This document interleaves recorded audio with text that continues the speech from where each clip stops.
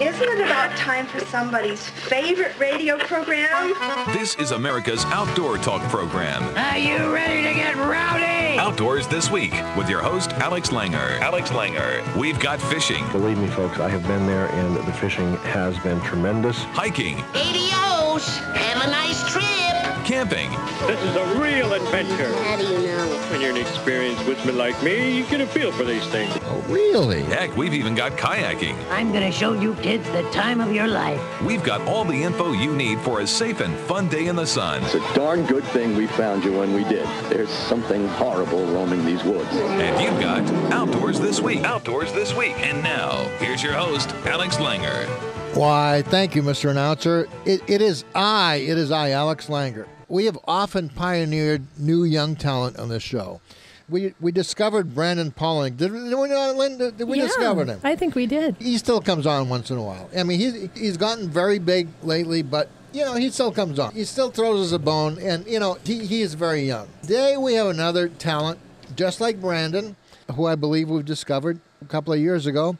His name is Garrick Dixon. Now, Garrick was recently still a student in college in Boston. He got a degree in graphic design from Northeastern University, which is not far from my house, by the way. What's different about it, he specialized in the outdoor industry. Now, I tried to tell him, Garrick, stay away. There's no money in the outdoors. If you know what's good for you, run. Don't walk as fast as you can. But he ignored my admonitions. So he decided to go into the outdoor industry anyway. He's got clients now like Strike King Lures, Stormer Outerwear, Alex Langer's Flying Lure. He's also shot for CapeCodSportsman.com and lots of other places. As Garrick went along, he was able to travel the country and meet a great group of professionals in the hunting and the fishing industry. He's been published in Bassmaster magazine. He did all the photos in Bassmaster when they featured me, for example. If you didn't see them, look up Bassmaster. I think it was this March or April. I think it was the April issue of 2013 Bassmaster. Those are all Garrick Dixon shots.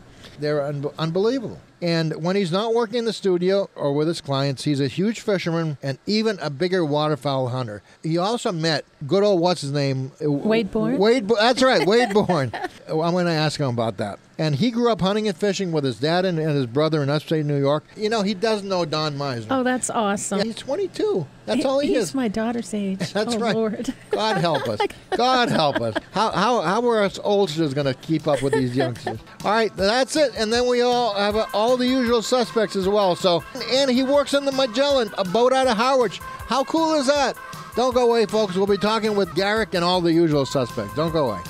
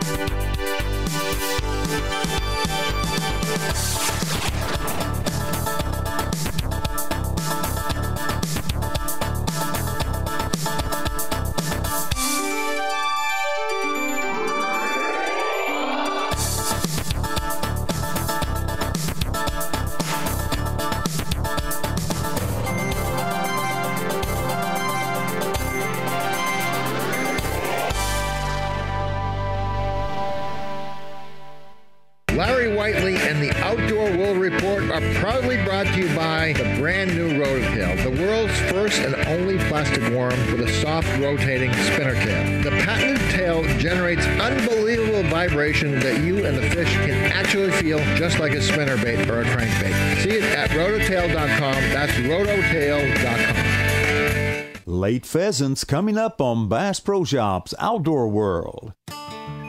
Have you ever wanted to disappear into the woods? Have you ever wanted to tie your own flies, but never taken the time? Have you ever wanted to speak turkey? Then you belong at Bass Pro Shops. Every week, we offer free skills workshops to help you get started. See the store or go to BassPro.com for more information. Bass Pro Shops. Your adventure starts here. Now, if you travel to hunt pheasants, you might think about making your trip 2 or 3 weeks after opening day. Most pheasant hunters think opening weekend with its uneducated, unhunted birds is the best time to hunt pheasants. Fact is, though, the weather can be hot, affecting your dog's endurance and scenting ability. Many years, the fields aren't harvested opening day either. Pheasants will hide among the standing crops where you can't go after them. And if you don't have a place to hunt lined up long before opening day, you might not find one. And public lands will be very crowded. 2 or 3 weeks after the season begins, the crops will be in, the weather will be cooler, and the crowds will be gone. Plus, there'll be lots of birds left for a successful hunt. Remember, too, that all pheasants will not be in the fields. Some will hide in the woodlots if they can't go anywhere else. The best pheasant woods have creek bottoms, bushes, or brush piles to hide in. I'm Larry Whiteley, and this is Bass Pro Shops Outdoor World. Why, thanks a lot, Larry Whiteley. And we have a new discovery with us today. It's not often that we have a bright new talent in the outdoor business, but today we have one. Let me take you back about a year or two ago. Jay Kumar, who is my buddy, called me and said, "Hey, I have this cameraman. I watched this YouTube film that he made. You know, he really gets the outdoors." I said, "Sure. What the heck? You know, Jay Kumar has a good eye, and he's founded major things like BassFan.com, and also he publishes Bass Blaster." So we went out on a trip with Garrick Dixon. He turned out to be the most incredible outdoor photographer that I've ever met. For his relatively young age, he's either 25 or under 25. I'm not sure which. But that said, he's amazing. You know, some people just get the outdoors, and he gets the outdoors. So he's not just a fisherman, but he's also a hunter. He's a huge fisherman, but even a bigger waterfowl hunter. He grew up hunting and fishing in upstate New York with his parents and his brothers. And he also works on the Magellan, a charter fishing boat out of Harwich, Mass. When he's local, he's a Greater Bostonian. Awesome. First of all, Garrick, let me welcome you to Greater Boston for all of us Greater Bostonians. Alex, it's great to be on the show. I really appreciate it. It's good to hear from you. Garrick, tell me about yourself. Rather than me tell people about you, why don't you tell people about you? Absolutely. Well, I went to Northeastern University in Boston, and I got a graphic design degree from Northeastern. And while I was in school, I was doing all this outdoor work, and I was doing some branding campaigns and some identity things, and I ended up really falling in love with photography and video work. So I taught a lot of the skills myself, and kind of grew that into my business. And now I've been able to have the opportunity to work with companies like Strike King and Stormer Outerwear and Bassmaster.com. I mean, just a lot of really awesome people out there, yourself included.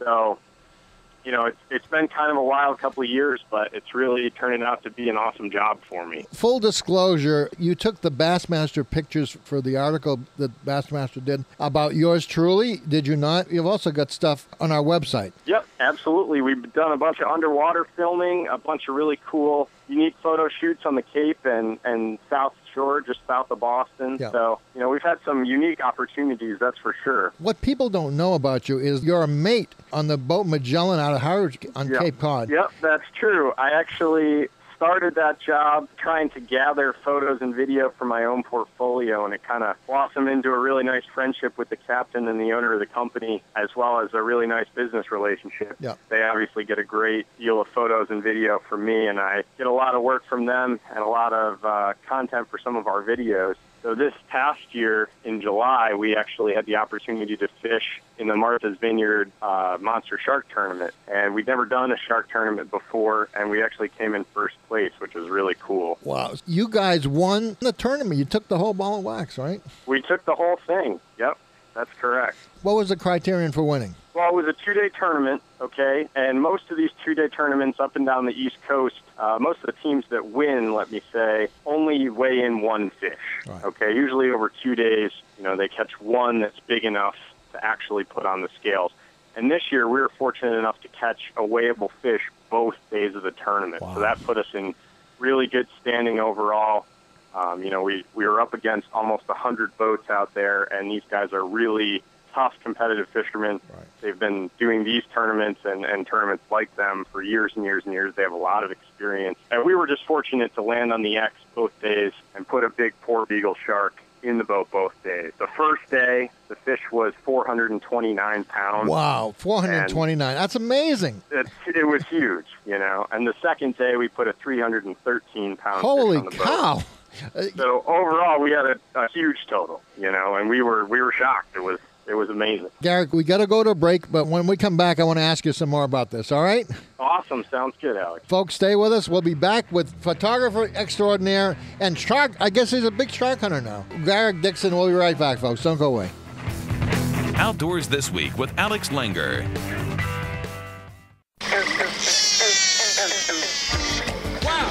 Hold on to that, and that's a good one, sister. Tight Lines with Sammy Lee. He's one of the best anglers in America when it comes to locating and catching bass during the fall. And today, he's going to help us catch more fish. Hello, this is Sammy Lee. In just a moment, Jason Quinn will begin his lessons in hauling them in during the fall. But first, this message.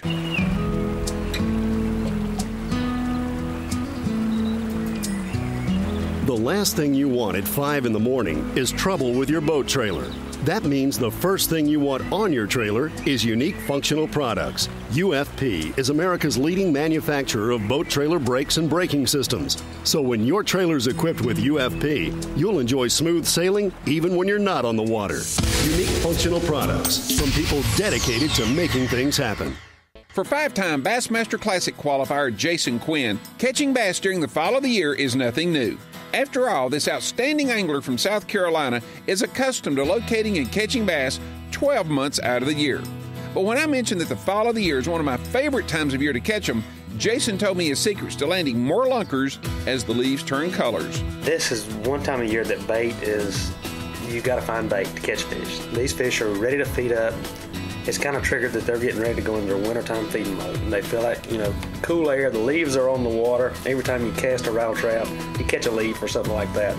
But you want to follow that bait. The bait is the key that time of year.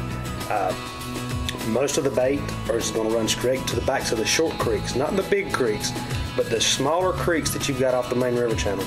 Those will fill up first. Those you can get a little bit of schooling activity in the backs of them. They'll run them all the way to the back and ambush them. Most of the bait they're feeding on is bait where the shad have spawned and they're only about 1 inch to 2 inches long. Real small bait, and that's the key this time of year. You want to downsize everything you've got. Your bigger baits you can throw in there all day long. You're not going to catch anything.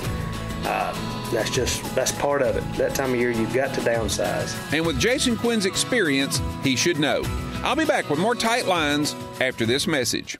Is this the biggest fishing breakthrough in decades? It's a revolutionary lure that is the most versatile plastic worm I've ever fished with. Ever see a plastic worm with a tail that spins 360 degrees like a spinner? How does it do that? Be amazed at rototail.com. That's rototail.com. This new plastic worm effortlessly goes through any weeds and thick cover. The unique action created by the spinning tail, along with the versatility that you can use this lure, it's amazing. It puts to shame ordinary plastic worms that either do nothing or just wag back and forth. The tail calls fish from long distances and telegraphs what it's doing back to your rod. The vibration that you feel on your rod tip is amazing. I never would have imagined in my wildest dreams that a soft plastic spinner, you'd be able to feel the thumping as it comes back to you. Makes a great gift. I believe that the Rototail is the next generation of plastic worms. See it work at rototail.com. That's rototail.com. I'll continue talking with Jason Quinn next time about how you can increase your catch of more and bigger bass this fall. So I hope you'll join us. I'm Sammy Lee, and until next time, Tight Lines. Tight Lines, brought to you by HuntMate, the ultimate hunting app for your iPhone. And by UFP, America's leading maker of brake systems for boat trailers. You know, my wife calls me a twit, but now I'm tweeting at www.twitter.com/TightLinesRadio. So join me daily for this update on fishing news and information.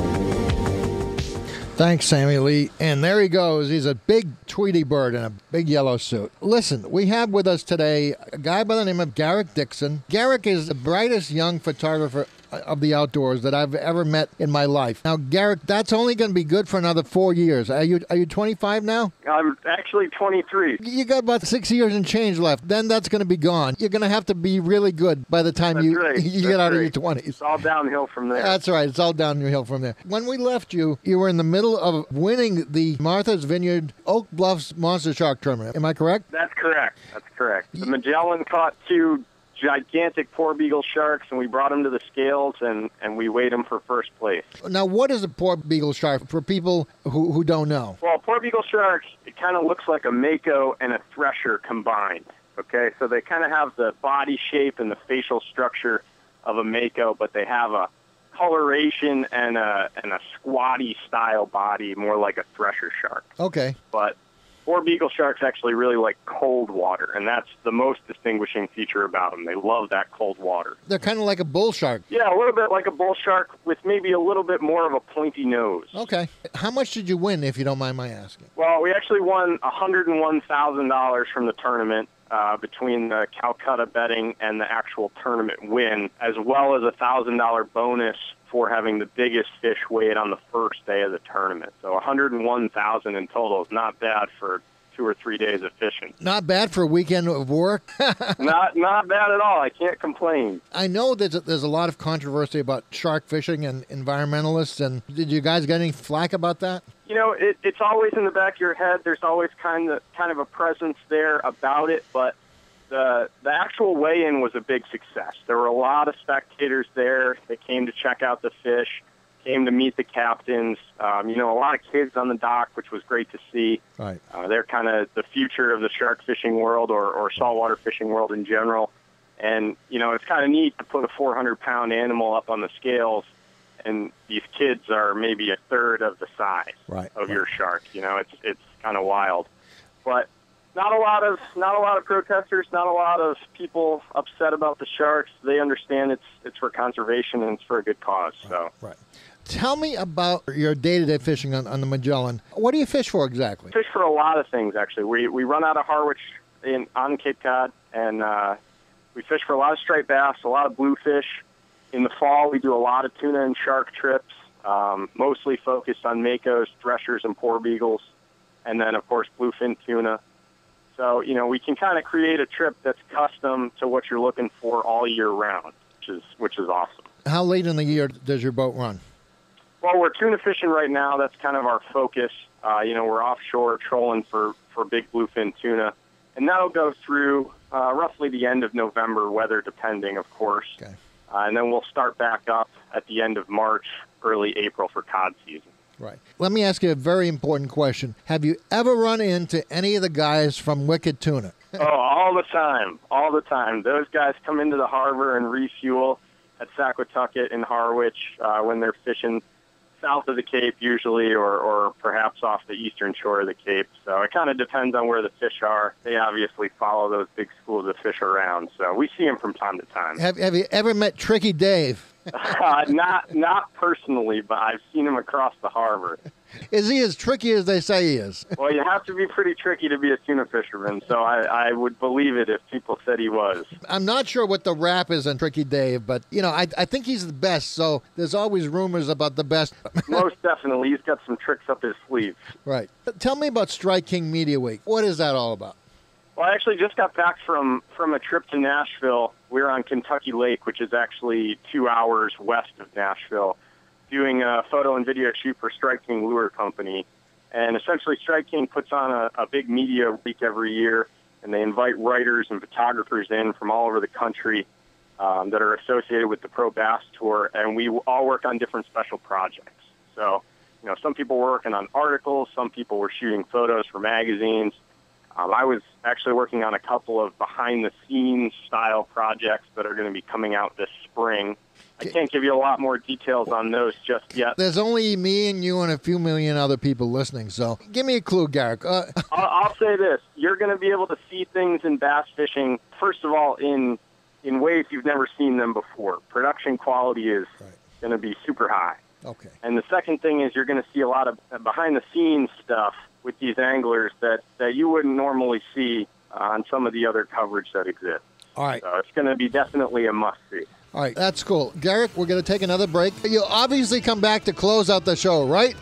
Sounds good, Alex. I'll talk to you in a minute. Okay, folks, we'll be right back with Garrick Dixon himself. Don't go away. Hey, what do you think you're doing? Don't change that dial. Alex will be right back with more of Outdoors This Week after these messages. The Wade Bourne Report is brought to you by the original Alex Langer's Flying Lure. Hey, that's my lure! Hundreds of millions have been sold on TV worldwide for over 2 decades. It fishes itself and swims away from you on its own. Catches nearly every game fish that's ever swam. See it at flyinglure.com. That's flyinglure.com.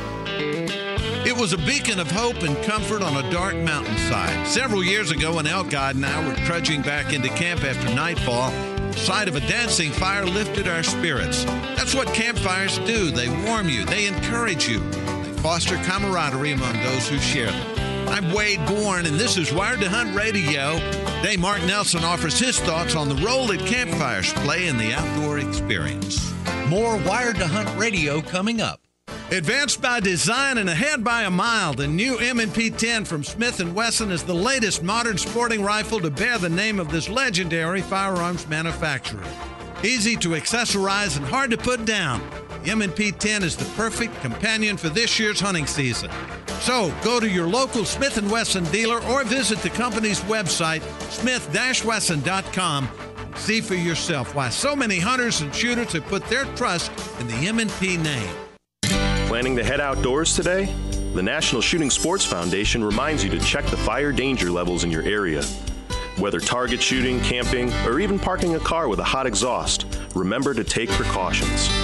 If you're going shooting in dry conditions, minimize the possible risk of fire by not using steel-jacketed or steel core ammunition, tracer rounds, or exploding targets. As we know, wildfires have many possible causes. Don't be one of them.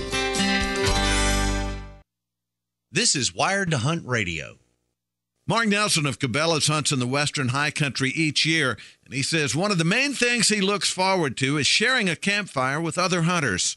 Recently, Mark told me a flickering fire fills several important functions in a hunting camp. Fire does a lot of things. For one thing, it just calms you and comforts you.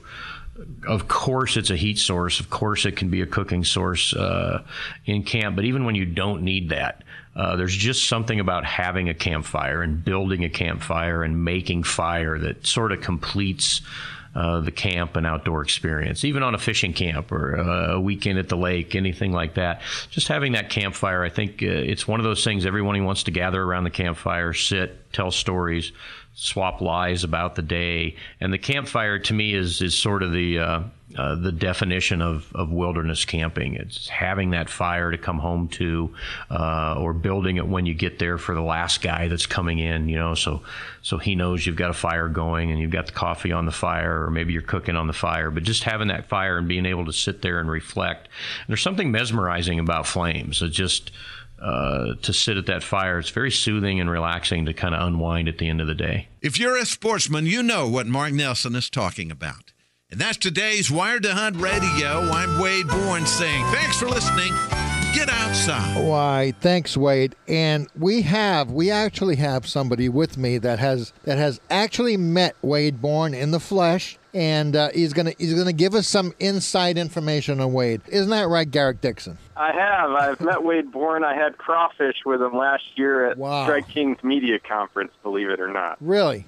What was Wade like? I can tell you he can eat crawfish way faster than I can. Wow. Way faster. How many crawfish would you say he ate at that outing? Plate after plate after plate of those. I was at a crawfish boil myself not so long. One of our co-hosts, Rob, out of Mississippi. Those crawfish actually go down pretty fast. They do. They're tasty. Speaking of Wade is known as Mr. Duck. In many ways, you're also Mr. Duck. You enjoy hunting ducks up in upstate New York more than actually fishing. That's probably true. I spend a lot of time in the cornfields and in the swamps, covered in camouflage and mud, trying to take a couple ducks home for dinner. So it's definitely one of my passions. I've been doing it ever since I could walk. What kind of ducks are you hunting in upstate New York? Mostly mallards, black ducks, wood duck, and then, of course, a lot of Canada geese. Right. There's geese everywhere. Ducks and geese, and Canada geese have really been a nuisance in a lot of places. They're kind of like deer, they eat and they crap on everything. So That's true. I work with a guide service, Frontenac Fowlers, and they're centered out of the Finger Lakes region of New York State. Yeah. And they hunt a lot of resident geese that are, living on golf courses, living in park shorelines, all these things. And they're actually really smart birds. They're a lot harder to get in close to your decoys, that's for sure. they get comfortable with a place and they just never leave. That's true. There are some parallels with people, but I won't go into that right now. How can people find out more about you and what you do? Well, we have a website. It's garrickdixondesigns.pixpasites.com. And if you just Google search Garrick Dixon Designs, I'll pop right up. Okay. And then the other thing people can do is check us out on Facebook and Instagram. A lot of times we do a daily photo upload, and there's a lot of cool videos up there for people to see and kind of get a feel for what we do. So those are probably the two best ways, the easiest ways. Garrick, GarrickDixon Designs.com, right? Yep, that's it. Okay, and they can also see a lot of your great work on the Flying Lure website and also on the Flying Lure Facebook page. Is that correct? Absolutely. We got a lot of cool videos up there. Garrick, give me a quick synopsis of what you're going to be doing in the next few months. What are you going to be doing? Well, I'm actually packing my camera bags right now. I'm headed to Florida next week to do some filming for a couple of really cool lures, the Flying Lure and the Rototail. And then the week after that, I'm going to be filming and shooting catalog photos for Stormer Outerwear in upstate New York. So a busy couple of weeks ahead. Very busy. Well, Garrick, thanks for being with us. Good luck. And remember, you've only got about 7 years left in terms of being the youngest. That's right. That's right. I got to seize the moment. That's right. You got to seize the moment. All right, Garrick, thanks for being with us. And folks, thanks for joining us. We'll be back next time on Outdoors This Week. Bye-bye. Alex Langer, Outdoors This Week.